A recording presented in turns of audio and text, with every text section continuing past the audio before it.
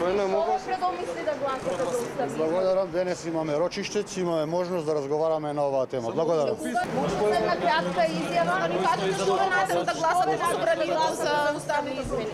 На крај, сега одиме во суд, легално да докажеме дека немаме врска и вина со ништо. Само претениците кои гласа очекувате да бидат Не. ослободени од обвиненија? За сите судскиот процес треба да земе правилна насока. Тојте за писмото вчера што се реферуваше давноста? Писмото е многу добро, луѓето препорачувам добро да го анализираат и ќе сватат дека е во интерес на Кој го Македонија. напиша?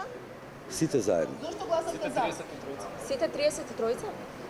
Она што декларација ја дадовме, видите ја добро, анализирајте ја, без многу нервоза и без многу суета. Ќе видите дека има паметни луѓе кои сакаат добро на Македонија. Никој не е предавник. Стојат позади писмото? Кои сите 33? Вините. Не знам, јас можам за мене да кажам, за другите ќе ги прашате. Волим? Не, ништо не е точно. Пари дека има, не е точно дека нешто има. Имам 60 години, цел живот сум. Полицијата ве обезбедува? Тоа е по службена должност.